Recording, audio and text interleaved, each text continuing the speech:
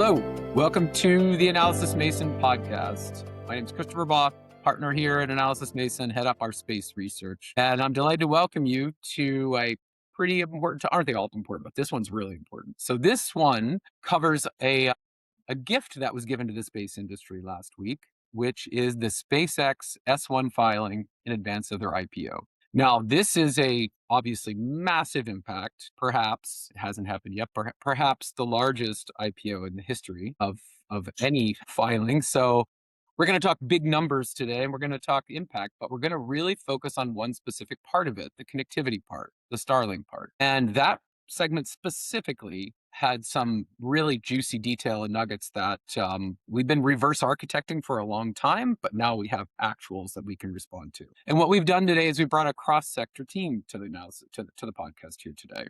From the space side, Yuk Palerm, who's our research director, covers a lot of our connectivity world. This is his day job, looking at Starlink and this business. So welcome, Yuk, to the podcast. Hi, everyone. Glad to be here. Thank you. And conversely, we've also brought Tom Revick. Tom, you've seen on many Analysys Mason podcasts, hosts a lot of them as well, but mainly from the telecom side. So he's looking at things on the ground, and we're going to have him almost be the voice of reason, kind of put the data in context from the broader connectivity world in broadband. So Tom, welcome as well. Thanks, Chris.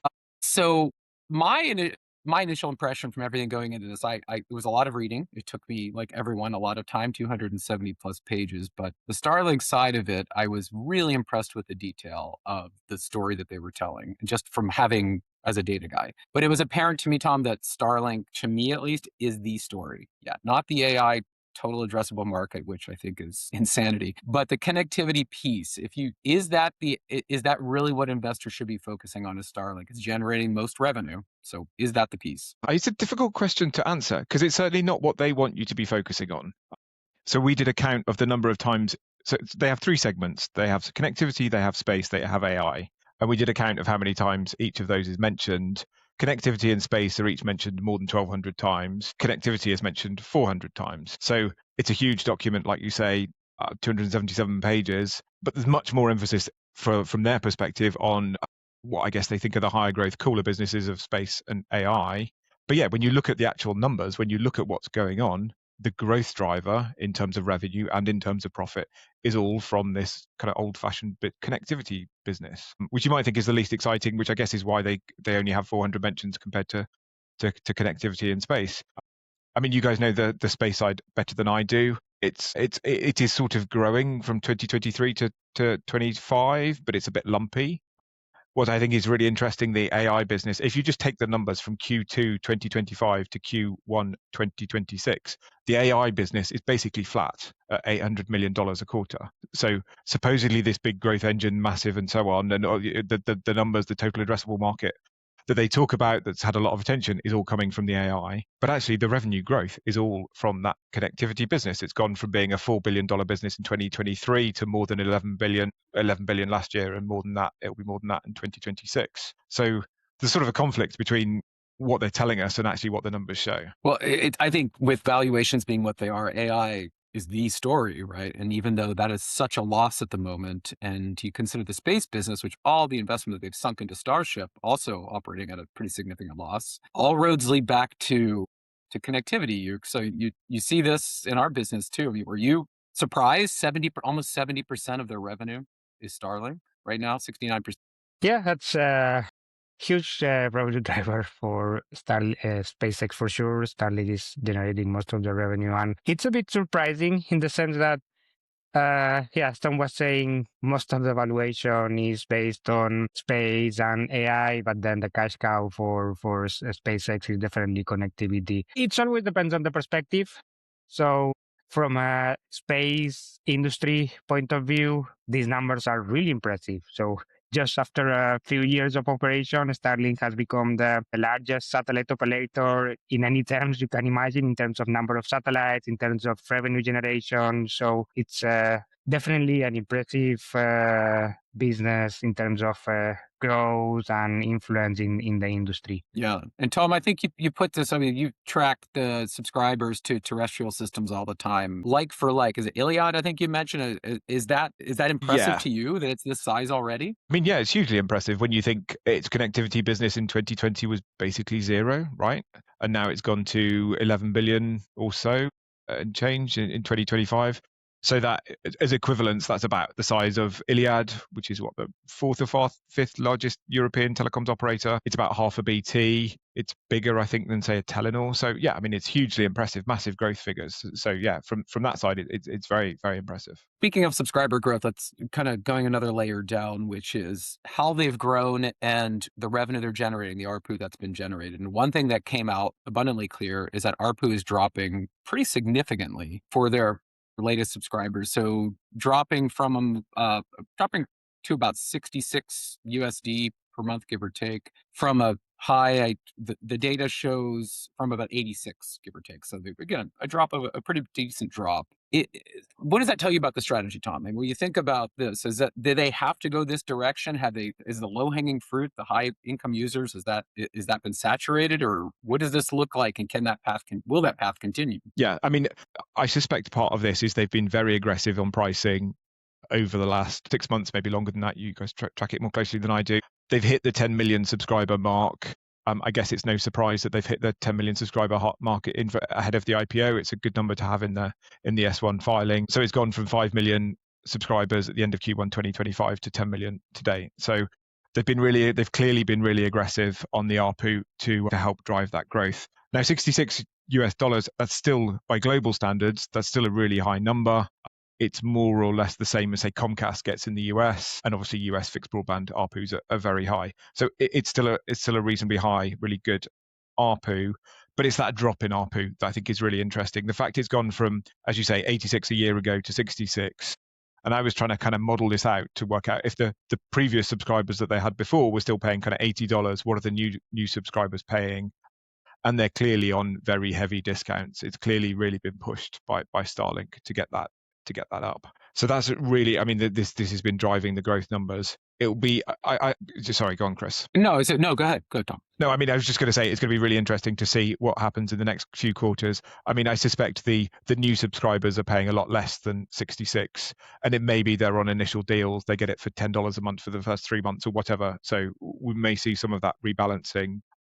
I think there's also a bigger question about ARPU as to how much this number actually matters. Because if you're a typical fixed operator, you're in one country, your ARPU is kind of it reflects what you're charging your all of your customer base.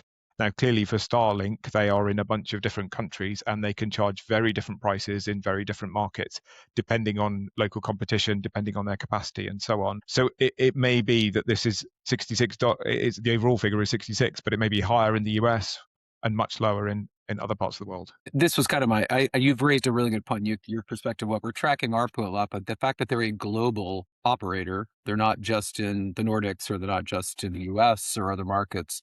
That blended ARPU is more reflective of a global strategy, and like any new entrant offering aggressive pricing to build subscriber base. But is it a concern? I guess Luke, are you concerned with any of this? I mean, it's not interesting because it's one of the things I've seen a lot of press on this, really highlighting this point of, look, ARPU's falling. That's a red flag. It doesn't, I don't know. We have to dig into that a bit. Yeah, it does and it doesn't. So when Starlink started the service, I remember it was relatively expensive, focused to a very particular type of client in remote areas without fiber connection. So it made sense that the ARPU was very high. Then they started to expand into other countries. And in the beginning, they had just the same ARPU everywhere. Obviously, that wasn't a good strategy because the available income or the willingness to pay is very different in the US than in other markets. But they very quickly adapted to this global market that they are trying to address. And Tom said it very right. So the pricing in Nigeria needs to be super different than the pricing in the US. And we are tracking that as part of our Starlink pricing tracker that we update every few months, and we are seeing exactly that pricing is becoming way more targeted to each of the markets. We are seeing what Tom was mentioning before, that now you get a price for the first 3 months, then another price after that. So there are some offers there that the clients can take advantage of. Moving forward, there are still markets where Starlink needs to enter. India, particularly, at a massive market that they are targeting to enter. Many other markets in Africa that they are targeting to enter. So it would be natural that this ARPU continues to go down. But at the same time, that might not mean that the ARPU in the high income countries it's eroding. Yeah, no, and I Okay. think this is kind of exactly the point, and this is really why it's interesting, because what could be a rational pricing strategy for Starlink might seem irrational for the local players. So typically, an operator wouldn't want to be super aggressive on its pricing for new customers because it wants to protect the back book. It doesn't want existing customers, when they resubscribe, to get a much better deal. That doesn't really matter for Starlink, because the customers in Nigeria aren't going to go onto the website in the US and compare prices, or vice versa. So it can afford to charge $70 in one market and $10 or super low prices in another market. I mean, in fact, probably its strategy is, outside of kind of markets where it's capacity constrained, it can go very aggressive on pricing as long as it kind of covers its direct costs, as long as it covers its hardware costs. It's got all of that spare capacity, so it can do what would seem like irrational pricing and be really aggressive. That's another very good point. When we try to overlap available income, rural population, and several other factors with Starlink pricing, we don't see a direct correlation.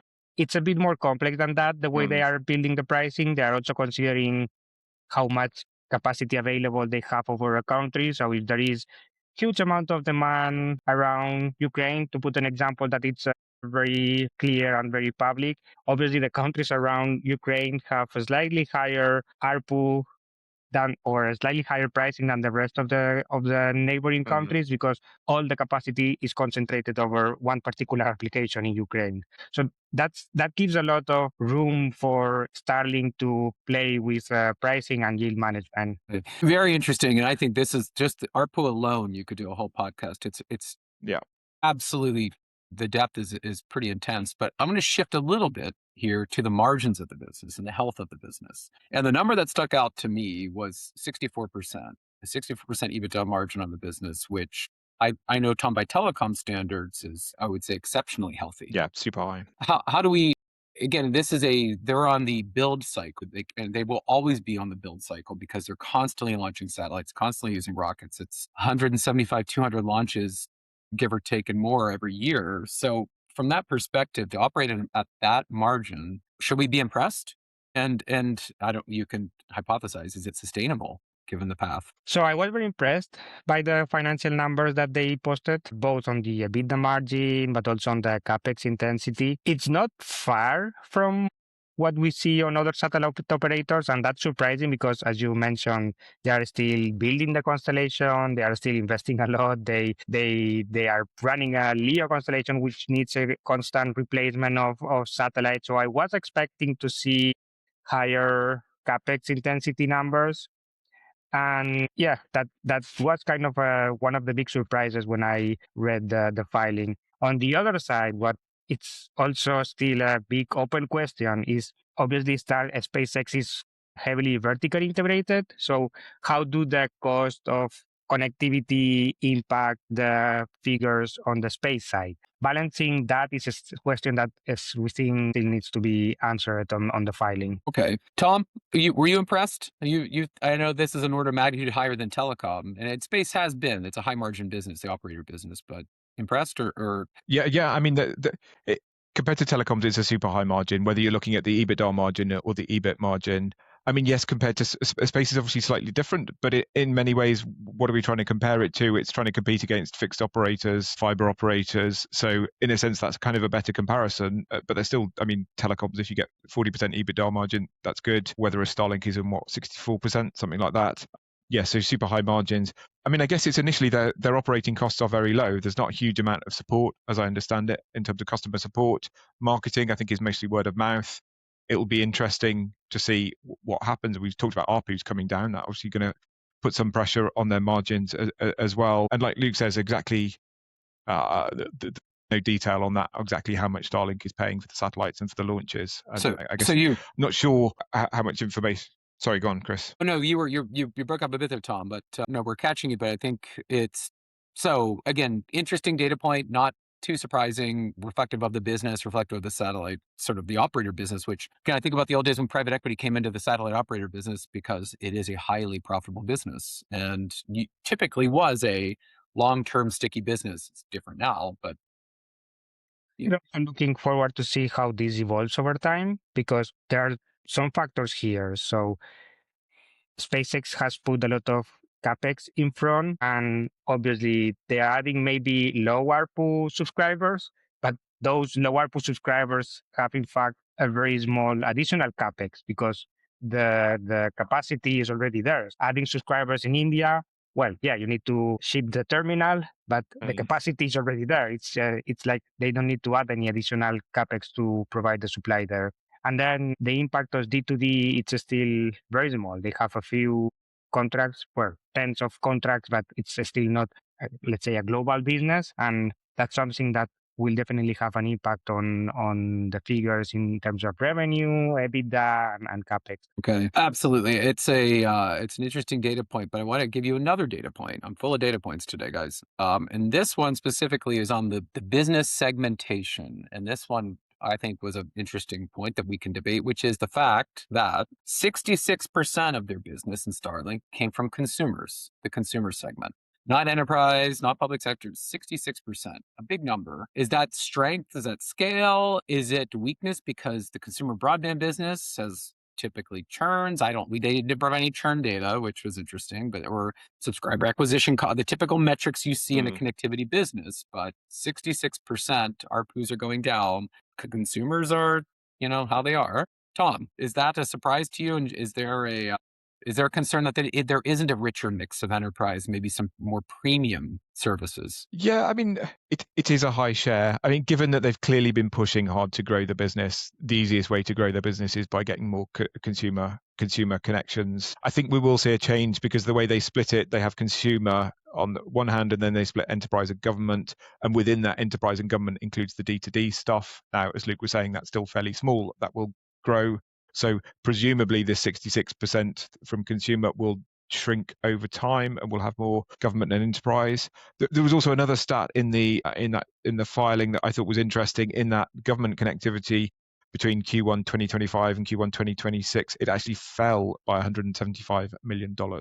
So it looks like there was a big contract, perhaps Ukraine related, that they lost during the course of the year. So that obviously had a big impact. Your perspective, we've been counting the broadband world. What do you think? I think it's again representative of their path to market and how the Starlink strategy has evolved over time. So initially, it was clearly a consumer business. They had zero enterprise business in the beginning, but they started to focus on the enterprise more and more. They started to change the offer as well to entice to that market, offering SLAs, partnering with resellers and integrators. That was actually very new 2 years ago or 1 year and a half ago when they started doing that. So I think, again, it's a very fast growth on the enterprise side of things that they are experiencing. There is a lot of room for growth there for sure. They have a lot of deals in the aero market that they still haven't installed the terminal on the plane. They have many deals on maritime that are growing for sure. They have deals with multiple telcos to install Starlink terminals for resiliency, for backhaul. So the enterprise side of things is growing and will continue to grow. And I would say also that the type of offering from Starlink is also offering. It's also evolving. In the beginning, it was, this is the product, you take it or you leave it. Now they are more willing to customize the product, to partner with resellers, to integrators, to make the service more sophisticated, engage in multi-orbit offerings, engage in all those types of services that give the enterprise a peace of mind and a willingness to adopt Starlink that wasn't there just 1 or 2 years ago. Absolutely. It's encouraging. It's interesting. The strategy is very interesting. And I know we will have more of these podcasts, but we're reaching time here. And I want to ask you both a question, but I want to ask it in different lenses. First, Tom, so you've covered this market. You actually, I know your early career, you covered space, and it's a world that is of interest to the whole. It's kind of a full circle moment here with coming back to what this all represents. And I know from our work and your work primarily with telcos, they used to look at space, I don't want to say dismissive, but put it in the corner. And now Starlink is intruding on and going aggressively after a pretty important part of the market. Elon basically said outside the S-1, I envision Starlink carrying the majority of internet traffic in a pick a number period of time. Did this document any data you saw within here? Does that raise heightened alarm bells in the telecom community on the ground? How would you advise a telecom company on the ground once seeing this document? An operator and anybody? Yeah, I mean, the Elon thing, I mean, put that to one side. I don't think that's at all realistic. Where I think this is really interesting and potentially much more of a threat than I think we were thinking 5 years ago when it first launched, it is clearly it works and it can scale, but also this thing of how aggressive they can be on pricing. The fact that they can try and keep the price level sort of competitive, reasonably competitive in say the US, but in other countries they can be kind of completely irrational in their pricing. They can, I guess, as long as they're covering their direct costs of the equipment, they can go very aggressive on pricing. Now, for other operators in other parts of the world, this is a real threat. I kind of think of it's a bit, particularly because they can raise so much money and they can raise it so cheaply. I mean, the valuation we're talking about is like 1.75 trillion. Is that right? It's going to be the seventh largest company by market cap. So they can raise a hell of a lot of money very cheaply. And so they can do things that wouldn't be rational for anybody else. I kind of think of it's a bit like a Man City, right? They're having a bad season, so they just buy a new striker for 100 million, and they can do that without being too concerned. They can throw money at problems.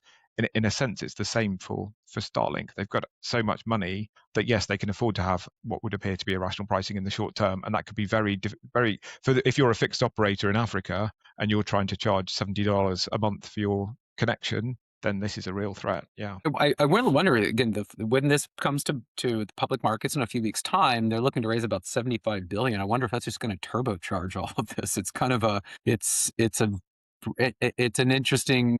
Many interesting milestones are going to happen very soon, and that amount of money raised and what they do with it, obviously, orbital data centers. We need to talk on that today. That's but also I guess they need to show that when it comes to Q2 and they're reporting the results then, and Q3 they'll need to still show growth. And as we talked about at the beginning, space is a bit lumpy. AI hasn't really taken off yet. Pardon the pun. Not yet. Yeah. Well, for them, if it's still kind of flat, it's at some point we should see that growth in AI revenue, but it's not there. So where are they going to get the growth from? They'll want to see the growth from connectivity, presumably. Back to the grounded connectivity business, absolutely. You, Glasgow, for the satellite industry, if you're an operator, you're somebody in the industry, you see this, you already were concerned, and the SpaceX continually sucking the air out of the room of any space conversation. Here's Amazon Leo. We saw the New Glenn problems. I called them problems last week, and they're delayed.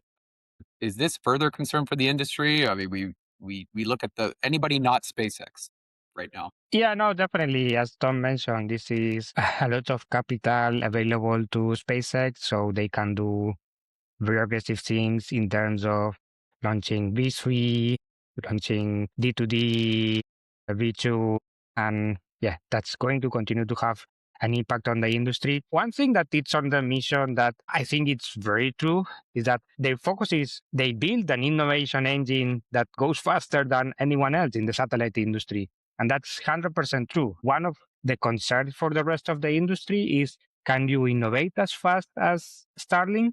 Because they are going super fast. We saw that every new generation of satellites, every new generation of launchers, it's going faster than the rest of the industry. And that's the biggest concern for the rest of the satellite players. Can you match that pace of innovation? And yeah, definitely. They are planning V3 with a lot of additional supply. They are planning the V2 of their D2D constellation with a lot of new capabilities, voice data, which is what we think is going to be key to unlock the growth available on that market. So yeah, for the rest of the satellite industry, that's a concern because, as you said, connectivity will continue to be the revenue driver and will need to continue to be the cash cow for funding the rest of the businesses that SpaceX is going after. So yeah, they will definitely go very aggressive on connectivity. Although it might be said as well that there is competition coming. So there is Amazon Leo that will be available at some point this year. There are the Chinese players as well. So, yeah, it needs to be a balance between what they can do, which is they prove to be able to be a very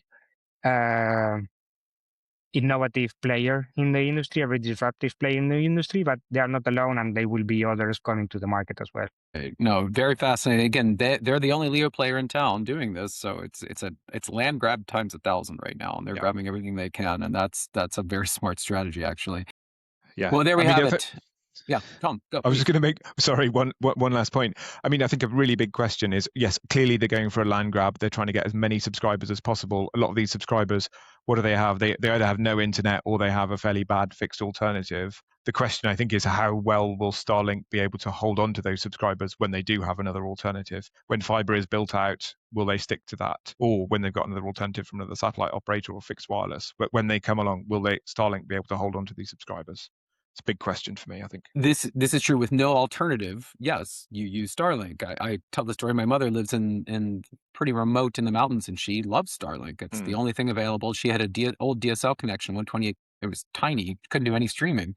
This changed her life. So, but that was the only game in town. So, it's an interesting dilemma. I think will happen again. Not the fact that they're publicly reporting coming soon. You'll be able to see the trajectory, and there's going to be quite a bit of opinions on the direction of travel once the competitive dynamic changes. Tom, I agree with that. Well, there we have it. I want to thank you both for joining in this supersized podcast. It was an excellent discussion, and we've just scratched the surface. One plug I'll give to the audience: we did actually produce a report on this very topic.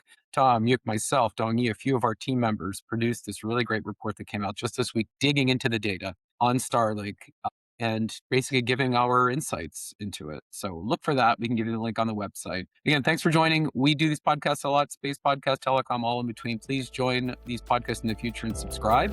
And with that, I want to thank you for listening. Thanks, guys.